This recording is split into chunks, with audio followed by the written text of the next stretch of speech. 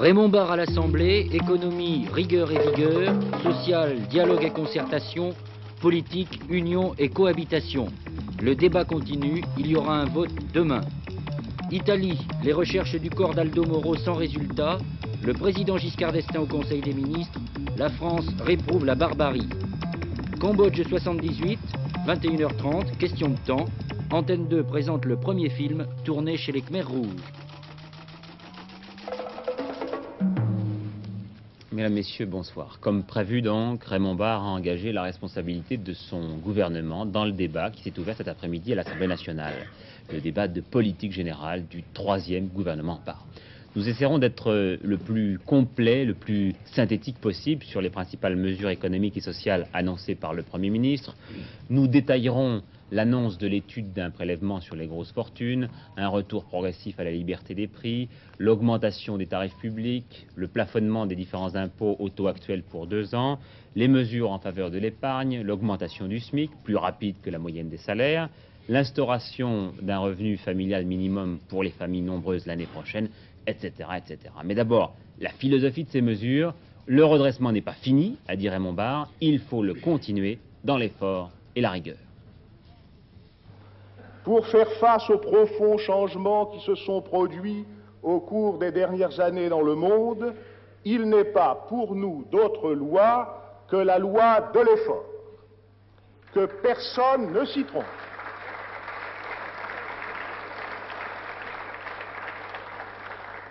Que personne ne s'y trompe. Nous avons pu, dans des circonstances difficiles, arrêter les évolutions très préoccupantes qui se manifestaient dans notre économie à la fin de l'été 1976. Nous avons pu amorcer le redressement économique et financier du pays en évitant la récession et l'amputation du pouvoir d'achat des Français, ce qui ne s'est pas produit dans d'autres pays.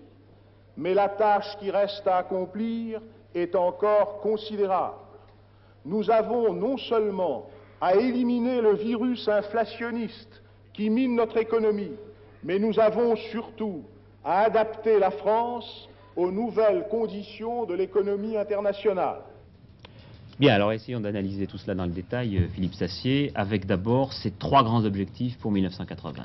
Le premier est rétablir les grands équilibres, c'est-à-dire les prix, le commerce extérieur et la monnaie. Le second, renforcer notre appareil de production, c'est-à-dire donner du muscle aux entreprises françaises, les rendre plus compétitives. Le troisième, mener une politique vigoureuse d'aménagement du territoire, c'est-à-dire resserrer le tissu industriel français et créer des activités nouvelles là où il y a des emplois qui sont menacés. Pour parvenir à cette rigueur et pour atteindre ces objectifs, le Premier ministre a défini 4 grands principes. D'abord, maintenir un franc solide. Deuxièmement, modérer la progression de la masse monétaire. Cela signifie en particulier bien regarder ce que devient le crédit et le contrôler. Troisièmement, limiter le déficit budgétaire. Oui, un déficit budgétaire pour aider l'activité économique, mais il ne faut pas le financer par la planche à billets, c'est-à-dire par l'inflation. Enfin, le pouvoir d'achat des Français sera maintenu, mais la hausse des salaires sera ralentie. Alors voilà pour le cadre général. Rentrons dans le détail d'un discours qui est d'abord celui d'un économiste. Et parmi tous les thèmes abordés, l'énergie, l'Europe, la France rurale, la protection de la mer, il y a ce désir constant d'assainir les structures économiques et notamment de restructurer l'industrie. S'il fallait schématiser un peu trivialement, je dirais pas de pitié pour les canards boiteux. Des branches industrielles importantes, la précédente Assemblée avait été saisie de certains problèmes, doivent retrouver des structures concurrentielles pour assurer leur avenir. Des entreprises en difficulté doivent saisir des chances nouvelles en se réorganisant et en renouvelant, le cas échéant, leurs dirigeants. Les moyens considérables consacrés à maintenir en vie des installations industrielles sans avenir.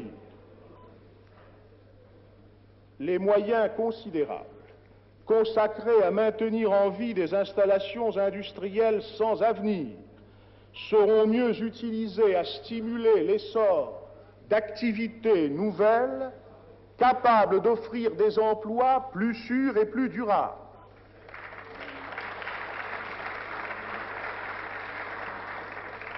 L'intérêt de nos travailleurs et de nos régions n'est pas de prolonger à n'importe quel prix le passé, mais de construire l'avenir.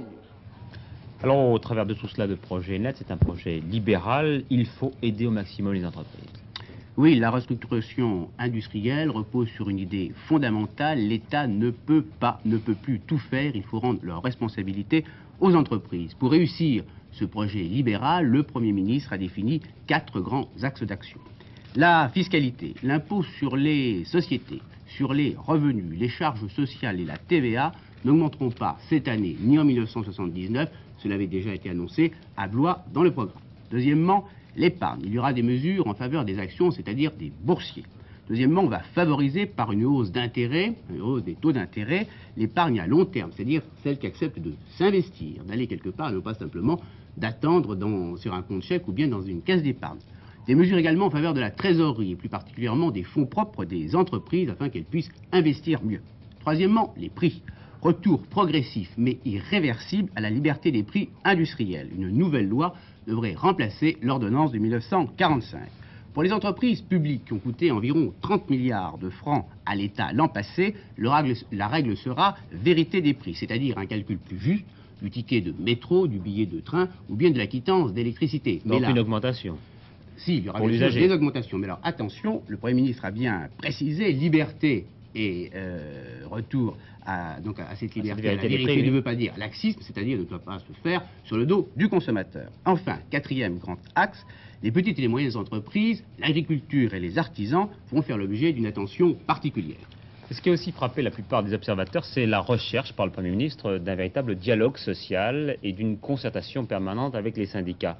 Et là, on n'a pas retrouvé le même Raymond Barre d'il y a 1 an et demi. La politique sociale que le gouvernement entend conduire s'inspirera d'une double volonté. Pratiquer une large concertation avec les organisations professionnelles et syndicales, favoriser les négociations sur certaines questions qui intéressent plus directement les partenaires sociaux et qui engagent leurs responsabilités. Ce dialogue doit tenir compte des rôles respectifs et des responsabilités différentes des partenaires sociaux et de l'État. Est-il en outre besoin de rappeler qu'une politique sociale efficace ne consiste pas à distribuer plus que ce que l'on produit et à compromettre par des générosités à court terme un progrès social véritable et durable. Alors apparemment, on n'est plus en septembre 76, on va beaucoup discuter, beaucoup se concerter. Oui, en politique sociale, une grande loi, augmenter les revenus les plus défavorisés, augmenter les revenus des familles les plus modestes et améliorer les conditions du travail manuel. Et là, c'est la concertation qui doit jouer le plus possible entre les différents partenaires sociaux. C'est un véritable projet de renégociation, de solidarité nationale que lance le Premier ministre. Les rémunérations. Le SMIC va progresser, doit progresser plus vite que la moyenne des salaires. Il sera relevé le 1er mai, le 1er juillet et le 1er décembre de cette année.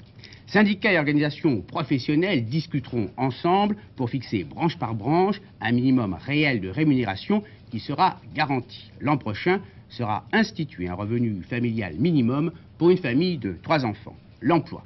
L'emploi des jeunes reste la priorité. Certaines mesures du pacte national de l'emploi de l'année dernière vont être reconduites.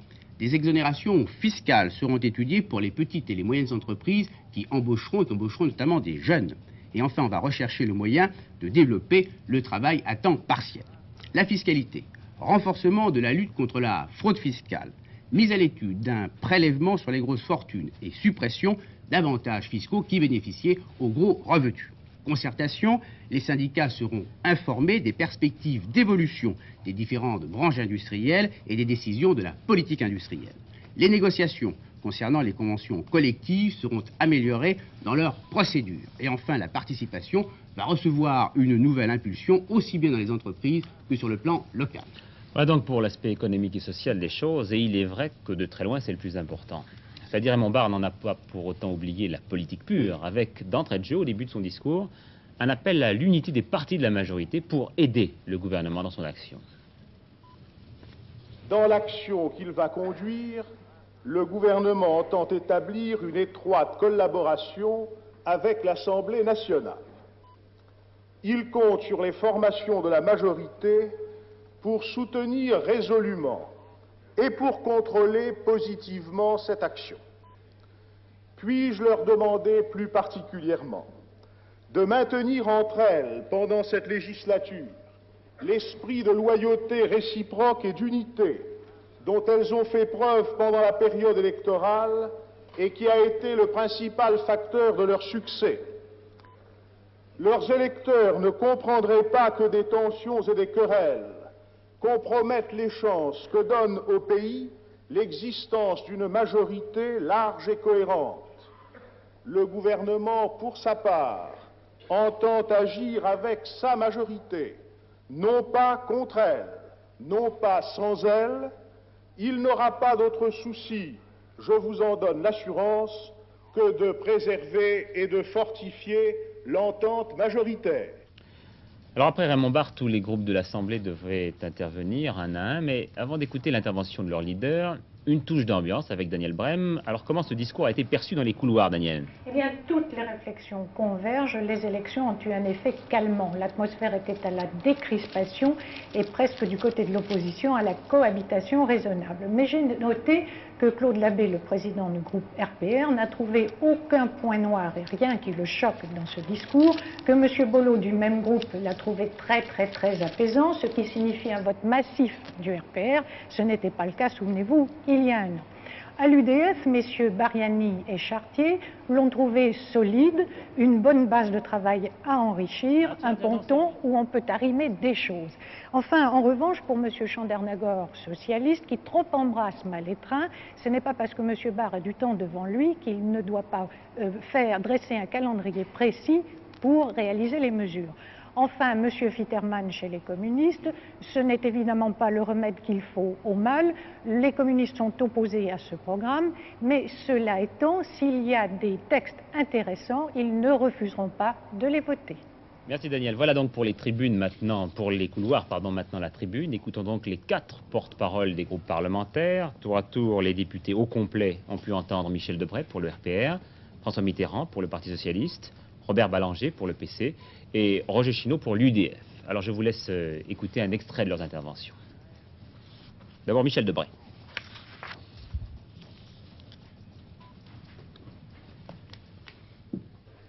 Mes chers collègues, nous avons voulu, devant l'électeur, notre solidarité. Nous avons invité électeurs et électrices à mélanger leurs bulletins, que personne ne cherche d'autres combinaisons. On peut certes imaginer de graves circonstances qui, imposant un consentement plus large, même pour un salut public, une véritable union nationale. Mais vouloir, par des astuces secondaires, altérer l'expression du suffrage et chercher à diviser la majorité sur l'essentiel, ce serait, en son début, condamner cette législature à l'impuissance. Mais la situation politique, elle, a-t-elle changé? Assurément. Les élections législatives étaient devant vous et vous étiez perdus. Elles sont derrière nous et vous êtes sauvés. Enfin,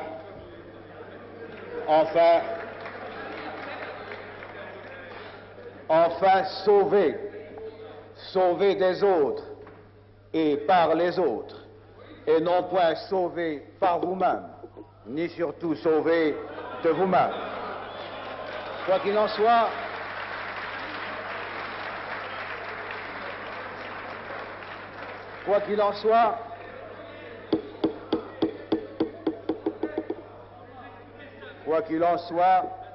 le peuple français s'est prononcé, sa décision s'impose à nous. Vous ne pouvez désormais rejeter la responsabilité du pays sur quiconque. Vous avez les moyens d'agir, si votre majorité vous les donne. Vous en avez le temps, si l'événement le permet. La gauche, n'ayant pas su dominer ses contradictions, laisse à la droite le soin de gouverner avec les siennes. Quant à la majorité, elle se retrouve avec l'adhésion d'à peine la moitié des Français, divisée en deux groupes rivaux, le moins nombreux étant celui qui se réclame directement du président de la République. L'unité, elle passe par le respect des autres. Nous rechercherons, en ce qui nous concerne, le dialogue loyal, plus digne que la stérilité des affrontements systématiques, quels qu'ils soient. Libéraux, évolutionnistes, nous souhaitons être, avec d'autres, des acteurs créatifs de plus d'unité française. Nous souhaitons contribuer à mettre fin au manichéisme dégradant de deux moitiés de Français qui s'affronteraient sur tout, et je ne vois d'ailleurs pas pourquoi, membres de la majorité, nous ne choisirions pas cette voie dès lors que nous avons confiance en nous-mêmes, en notre volonté d'action. Divisé en deux groupes rivaux, le moins nombreux étant celui qui se réclame directement du président de la République. L'unité, elle passe par le respect des autres. Nous rechercherons, en ce qui nous concerne, le dialogue loyal, plus digne que la stérilité des affrontements systématiques, quels qu'ils soient. Libéraux, évolutionnistes, nous souhaitons être, avec d'autres, des acteurs créatifs de plus d'unité française. Nous souhaitons contribuer à mettre fin au manichéisme dégradant de deux moitiés de Français qui s'affronteraient sur tout, et je ne vois d'ailleurs pas pourquoi, membres de la majorité, nous ne choisirions pas cette voie dès lors que nous avons confiance en nous-mêmes, en notre volonté d'action, et que nous sommes d'ailleurs dépositaires de la confiance de la majorité du corps électoral. Ce refus de la démocratie et du changement, nous venons de le retrouver dans l'intervention de Monsieur le Premier ministre. Si certains pouvaient encore avoir des illusions, elles doivent tomber. Il en est de l'ouverture sociale comme de l'ouverture politique. La contradiction est flagrante entre le discours et les actes. Le troisième gouvernement de M. Barre, c'est, à l'évidence, la continuité dans le refus opposé aux revendications pourtant si légitimes des travailleurs. La continuité dans l'austérité qui enfonce toujours un peu plus la France dans la crise. Le ton, nous dit-on, a changé. Mais ce n'est pas un changement de ton dont nous avons besoin, Monsieur le Premier ministre, c'est un changement de politique. Puis il y a quelques minutes, Jean Royer, au nom des 15 non-inscrits de l'Assemblée, est monté à son tour à la tribune. Vous avez pu entendre l'ensemble de tout ce débat en direct cet après-midi sur Antenne 2. Alors, prenons un petit peu le temps du recul. Noël Copin, qu'est-ce qu'il restera de cette soirée et de cette journée au Parlement? D'abord, pas de suspense quant au vote de demain. Non, à vrai dire, depuis quelques jours, depuis que l'on sait que M. Michel Debré, qui était aujourd'hui le porte-parole du groupe RPR, s'apprêtait à annoncer que le groupe RPR voterait la confiance au gouvernement, il n'y avait plus de suspense. Alors c'est peut-être ce qui est le plus intéressant, justement, l'attitude de la majorité dans son ensemble, politiquement. Oui, politiquement, donc la majorité quasi unanime va voter la confiance au gouvernement, mais il est important quand même de rappeler que pour M. Debré, en substance, la confiance est aussi une affaire de réciprocité, et que si la majorité s'apprête à suivre le gouvernement, il faut aussi que le gouvernement, lui, ne songe pas à changer de majorité. Le Premier ministre avait déjà répondu à l'avance à M. Debré en parlant lui-même de l'union de la majorité, mais pour lui, on le sait, dans l'esprit d'ailleurs de la Ve République, cette unité de la majorité se fait sur une politique qu'il a redéfinie aujourd'hui à partir des grandes orientations du Président de la République, le redressement économique, la lutte contre les inégalités et puis la responsabilité des citoyens. Et à ce propos d'ailleurs, M. Barre a consacré une partie de son discours à ce que l'on appelle la démocratie locale et il a annoncé un certain nombre d'initiatives concernant les collectivités locales et la fiscalité locale. locales. Alors voilà donc pour la majorité. Maintenant pour l'opposition, on ne semble pas prêt à croire beaucoup en cette ouverture annoncée par le Non, quelques petites nuances dans les discours de M. Mitterrand et de M. Ballanger. M. Ballanger se réfère explicitement au programme commun à l'Union de la gauche. M. Mitterrand, lui, n'a pas fait ses références et s'est contenté, comme on l'a entendu, d'ironiser sur le fait que la majorité avait été sauvée par les contradictions de la gauche. Mais l'un et l'autre se retrouvent finalement dans le refus de l'ouverture. Ou plus exactement, il ne croit pas à l'ouverture sociale, il ne croit pas à l'ouverture politique. Cependant, on sent bien que pour l'un comme pour l'autre, il s'agit de jouer son rôle sur le plan parlementaire. Et je crois que c'est peut-être la conclusion que l'on peut tirer de cette première journée, sans que ce soit une conclusion quand même trop hâtive, c'est que chacun est prêt à jouer son rôle. Il y a une majorité et il y a une opposition, mais il semble que la page de l'affrontement électoral soit tournée et que l'on ouvre peut-être la page d'une confrontation parlementaire. Très bien. Alors pendant tout le début de ce journal, un certain nombre de réactions sont tombées, de réactions syndicales. Noël Mamère, vous allez nous les détailler. Oui, pour Force ouvrière d'abord, une constatation, la volonté du gouvernement de pratiquer une large concertation avec les syndicats, un souci, préserver la liberté de négociation. Pour la CGT, l'ouverture sociale de Raymond Barre, c'est la confirmation de la politique d'austérité pour les travailleurs. Pour la CFDT, le gouvernement continue la politique économique qui n'a pas résolu les graves problèmes posés par la crise. Pour la CFDT, elle a enregistré avec la CFTC, elle a enregistré avec intérêt la place réservée à la politique sociale. Quant à la CGC, elle attend le détail de l'application des mesures présentées par Raymond Barre et elle veut qu'elle soit présentée sans tarder. Enfin, pour les PME, elle relève que M. Barre leur reconnaît une spécificité, mais regrette le maintien de l'actuelle politique d'austérité du gouvernement Barre. Voilà pour ce débat qui aura fait oublier le vote des députés hier soir, qui ont approuvé l'augmentation des quotas de la France au FMI. Autrement dit, s'il faut schématiser le budget que les Français doivent consacrer au Fonds monétaire international. Sachez aussi que le groupe parlementaire RPR, réuni ce matin, a affirmé son indépendance par rapport au mouvement gaulliste dans son ensemble. Et puis qu'un député socialiste, M. Claude Évin, a demandé au Premier ministre d'autoriser le retour en France de Daniel Cohn-Bendit. Au Conseil des ministres de ce matin, le chef de l'État avait bien sûr évoqué ce débat à l'Assemblée, mais il a aussi exprimé sa réprobation, en tout cas la réprobation du gouvernement français, devant ce qu'il a appelé l'exécution indigne et barbare de M. Aldo Moro. Exécution, a-t-il dit, accompagnée d'une parodie de justice qui fait fi de tous les droits de la personne humaine. En fait, ce soir, nul n'est sûr de la mort du président de la démocratie chrétienne. Les recherches se sont poursuivies toute la nuit et toute la matinée autour du lac de la Duchesse, mais en vain, on n'a pas retrouvé, comme l'avaient annoncé les Brigades Rouges, le corps de M. Moro. Alors, comme ces terroristes se livrent rarement à des opérations de bluff, eh bien, on se pose ce soir des questions et certains continuent à s'accrocher à un fragile espoir. 50 rotations d'hélicoptères, 500 policiers, carabiniers, chasseurs alpins et plongeurs sous-marins, dans la confusion la plus totale, n'ont pu percer le mystère Aldo Moro dans les montagnes des Abruzzes. Dès l'aube, l'armée et la gendarmerie ont fait sauter la glace qui recouvre le lac de la Duchesse. Les hommes grenouilles sont descendus dans la couche d'eau, mais aucun corps n'a pu être localisé. Toute la journée, ces hommes ont tenté de rechercher le moindre indice qui aurait pu les mettre soit sur la piste de M. Aldo Moro, soit sur celle des Brigades Rouges.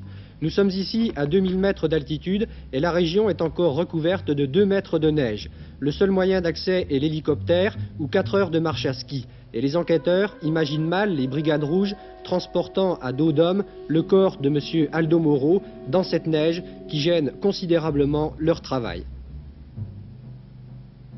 Tous les lacs de la région ont également été fouillés. Ils sont nombreux et très difficiles d'accès eux aussi.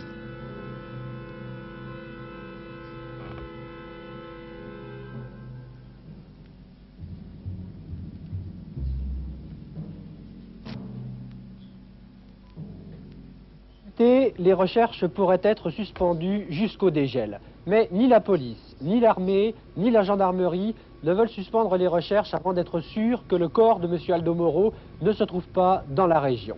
Une hypothèse, en effet, reste possible. Nous sommes ici à 3/4 d'heure exactement de la ville de Rome, dans cette région à peu près déserte des Abruzzes. Or, les commandos des Brigades Rouges ont très bien pu amener rapidement ici M. Aldo Moro dans une cabane de berger, tout de suite après l'enlèvement. Quelques jours après, l'exécuter, puis le mettre dans le lac. La neige et le gel, ensuite, ont fait leur œuvre. C'est donc une hypothèse retenue par les enquêteurs, qui n'en écarte aucune, car jusqu'à présent, les Brigades Rouges ont toujours dit vrai. De toute façon, que l'exécution soit ou non confirmée, le climat politique italien est à l'union nationale. Tous les partis politiques se rendent bien compte que, si ce n'est pas le cas, ils deviendront, davantage encore, le jouet des Brigades Rouges. Victor Vraiment. Dans les milieux politiques italiens, tout se passe comme si Aldo Moro avait été effectivement exécuté par les Brigades Rouges.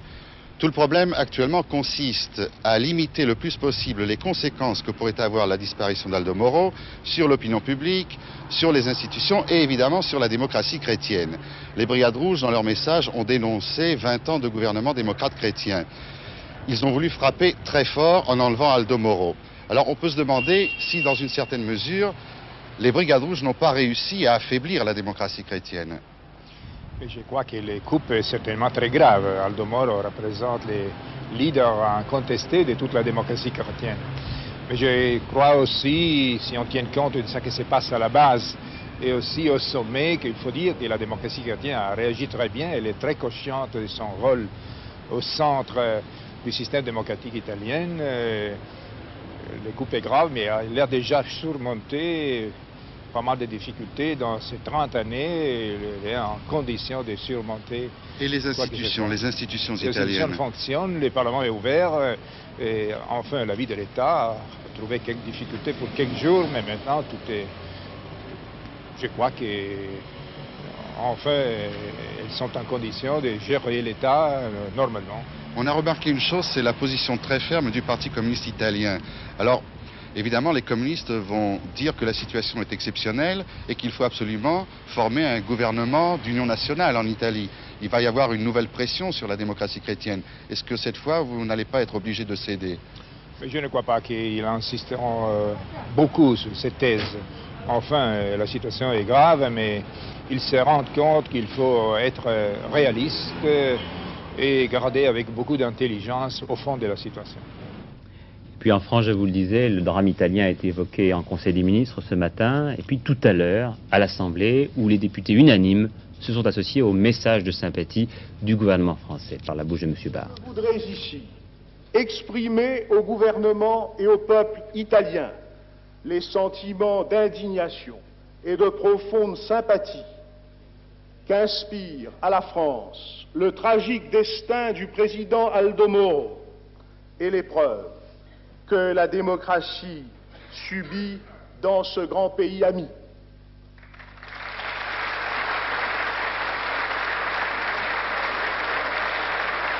Dans ce manège infernal de la violence et de la contre-violence, le problème n'est pas de savoir qui a commencé, mais bien qui finira.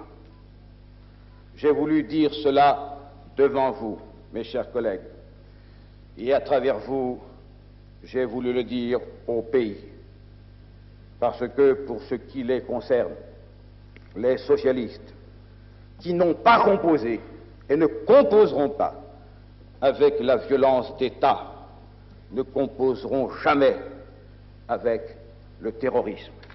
Aucun débat de société, et vous savez que nous y tenons, aucun débat de société n'aurait de sens s'il ne portait d'abord sur les valeurs qui appartiennent à la longue conquête des hommes sur eux-mêmes et hors desquelles il n'y a rien.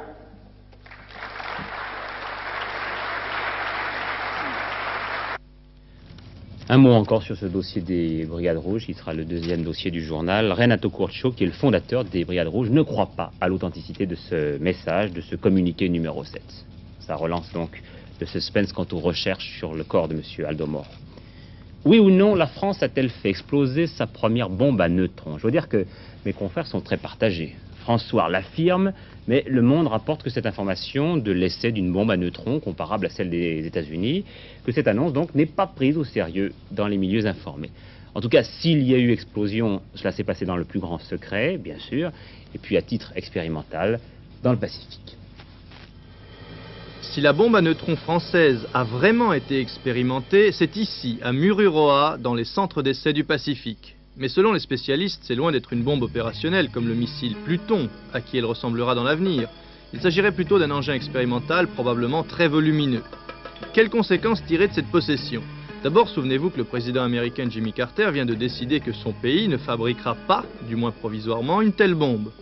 Puis notons que Valéry Giscard d'Estaing doit présenter fin mai aux Nations Unies les propositions françaises de désarmement mondial. Alors cette fuite, qui a permis de confirmer la volonté de notre pays, annoncée plusieurs fois d'avoir des armements nouveaux, comme les missiles de croisière par exemple, ceux que vous voyez ici, ou les bombes à neutrons, cette fuite, elle s'explique. La France montre que, le cas échéant, elle peut prendre en main la défense de l'Europe si les Américains reculent devant les Soviétiques. C'est le fameux droit minimum à la sécurité, annoncé en janvier dernier par le gouvernement français, droit qui sera d'ailleurs défendu à l'ONU. Car la bombe à neutrons n'est pas cette arme terrifiante annoncée par les Soviétiques, eux qui détiennent des missiles nucléaires capables de détruire plusieurs centaines de fois toute la vie sur Terre. Les Américains ont réussi à diminuer la force d'explosion, à diminuer la retombée très fortement, de sorte que c'est devenu une arme à rayonnement renforcé relativement. Mais il y a des armes tactiques beaucoup plus sévères. Et beaucoup de gens, en entendant le mot arme à neutrons que des journalistes ont inventé, ont de suite cru que c'est une arme tout à fait nouvelle et ont crié à l'apocalypse. La bombe à neutrons a un rayon d'action très faible, de l'ordre du kilomètre au maximum. Elle tue les êtres vivants et laisse intacts les objets inanimés. C'est terrifiant, certes, mais cela ne concerne que le champ de bataille, pas les civils de tout un pays, contrairement à ce qui se passe pour une bombe atomique ordinaire. Un pays comme le nôtre ne peut pas résister à une attaque nucléaire massive. Avec des bombes à neutrons, il peut au moins défendre ses frontières. Si tous les missiles mégatoniques étaient remplacés par des bombes à neutrons, la terreur mondiale sur les populations civiles diminuerait et ce serait un grand pas vers le désarmement mondial. À ce stade du journal, je voudrais vous rappeler un rendez-vous exceptionnel que vous avez sur cette chaîne à 21h30, le premier document sur le Cambodge, filmé depuis 3 ans et demi, depuis donc l'entrée des Khmers rouges dans Phnom Penh. Ce document, nous le devons à l'un de nos confrères yougoslaves, Nikola Viktorovich. Vous connaissiez le Cambodge auparavant, vous y êtes allé souvent. Oui, et j'étais correspondant en Indochine, alors je visitais fréquemment le Cambodge. Et donc pour la première fois, un journaliste occidental a pu revenir depuis 3 ans et demi. Qu'est-ce que vous avez découvert? Alors comme un journaliste yougoslave, un journaliste d'un pays non aligné, alors je rapporte un document qui compare un peu le passé, mais qui parle plutôt d'aujourd'hui. Alors le présent par rapport au passé, c'est vraiment impressionnant? Oui, il y a une telle différence? Oui, il y a une telle différence. Qu'est-ce qui impressionne le plus? C'est les images de cette ville désertée par ses habitants? Pas tellement on a su déjà que les villes sont désertées, que les villes sont évacuées, mais les chantiers qui sont pleins de gens qui travaillent là-bas, et l'impression que le Cambodge vit dans les champs et au chantier. Et avec une contrainte policière permanente? Non, j'ai pas pu remarquer beaucoup de gens armés. Mais peu de sourires? Oui, un peu de sourires. Bien, donc rendez-vous à 21h30 pour ce document. Le film sera accompagné de témoignages que présentera Jean-Pierre Elkabbach, 21h30. Les Israéliens se retireront le 5 mai à 10 km de la frontière au sud Liban. Voilà ce qu'a pu annoncer aujourd'hui Kurt Waldheim à la suite de conversations avec le chef d'état-major de Tel Aviv. Un premier résultat positif donc de la visite du secrétaire général de l'ONU, au moment même où Israël se donne un nouveau président de la République. Il s'appelle Yitzhak Navon, il a été élu à l'unanimité, sans opposition. C'est donc le 5e président de l'État d'Israël depuis 30 ans. À 57 ans, M. Navon, ancien très proche collaborateur de David Ben-Gurion, est le premier juif d'origine séfarade, c'est-à-dire orientale, à accéder à la tête de l'État d'Israël. Il est là-bas très populaire et très respecté dans son pays. Confirmation de l'amélioration des relations entre la France et l'Algérie. La visite qu'a entreprise Albin Chalandon, le président du groupe pétrolier d'El Ferrap. Cette visite de 3 jours semble avoir été positive puisque la société française pourrait reprendre une activité de l'autre côté de la Méditerranée. J'ai constaté, à la suite de ces entretiens, qu'il y avait une volonté réciproque que ELF reprenne le travail en Algérie avec la Sonatrach. Cela pourrait se passer sous quelle forme? Eh bien, diverses possibilités s'offrent, nous les avons examinées. Il reste à choisir le champ d'intervention d'ELF et les modalités de gestion. C'est ce qui sera fait très vite dans les semaines et les mois qui viennent dans le cadre d'un groupe de travail que nous avons décidé de constituer pour déterminer dans quelles conditions Elf peut revenir travailler en Algérie. Pourriez-vous reprendre une participation à l'exploitation du pétrole algérien? Je ne peux pas vous répondre avec précision. Je dirais simplement que la tendance serait peut-être de s'orienter vers le gaz. Effectivement, Elf a une vocation gazière. Elle produit du gaz, elle en produira de plus en plus. Elle en distribue en France. D'autre part, nous savons que la consommation de gaz en France va certainement se développer beaucoup dans les années qui viennent. C'est peut-être par conséquent dans le secteur du gaz que nous trouverons le moyen de rétablir cette coopération entre l'Algérie et Elf. Monsieur Chalandon avait été reçu pendant plus d'1 heure par le président Boumedienne. Il faut dire qu'ici, à la rédaction, nous avons été très sensibles par le très nombreux courriers que vous nous avez adressés à la suite de la diffusion de notre portrait de Sœur Emmanuelle. Vous vous souvenez, cette religieuse française qui s'occupe des déshérités dans les bidonvilles du Caire. J'ai même reçu d'une main anonyme de Marseille, ce matin, un chèque de 5000 francs. Nous n'avions pas sollicité cette solidarité, mais que tous en soient remerciés. Début ce matin du 9e congrès du Parti communiste espagnol, mais celui-ci a une originalité par rapport au précédent. C'est le premier à s'être tenu dans la légalité depuis 46 ans. 500 journalistes, c'est vous dire, qui vont suivre avec intérêt l'évolution de la contestation à l'encontre de Santiago Carrillo, tenant de l'eurocommunisme.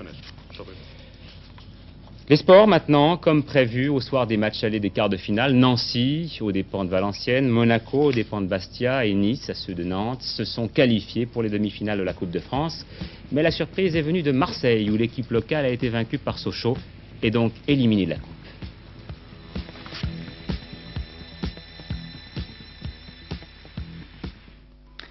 Une longue domination de l'Olympique de Marseille qui ne donne rien, un arbitre, M. Martin, qui ne fait pas l'unanimité, c'est le moins que l'on puisse dire, et un contre de l'équipe dominée qui obtient victoire et qualification pour les demi-finales de la Coupe de France.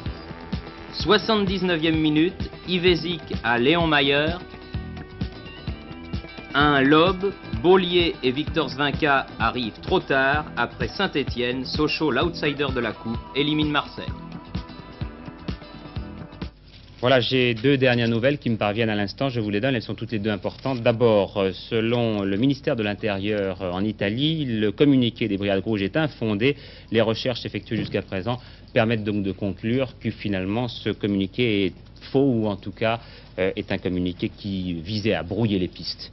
Et puis j'apprends qu'à Nice, nous avons appris donc l'arrestation d'un complice des ravisseurs du baron Empin.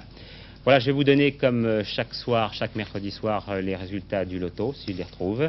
Les voici donc, le 49, le 17, le 27, le 42, le 40, le 29 et comme numéro complémentaire, le 12. Et puis comme chaque soir, le point sur la marée noire. Les nappes sont toujours menaçantes sur l'île de Sein et sur Douarnenez. Les vents seront au sud-ouest demain, mais tourneront en principe après-demain au nord-ouest, ramenant donc le mazout sur les côtes du Finistère Nord. La météo pour le reste du pays demeure médiocre. Une zone de nuages et de pluie abordera cette nuit les régions de l'ouest et atteindra dans la journée l'est du pays. Ensuite, eh bien, le temps redeviendra variable avec des éclaircies dans l'ouest. N'oubliez pas vos deux derniers rendez-vous de la soirée, 21h30, question de temps sur le Cambodge, 22h30, 22h35, Gérard Holtz. Je souhaite à tous une excellente soirée et j'espère avoir le plaisir de vous retrouver demain.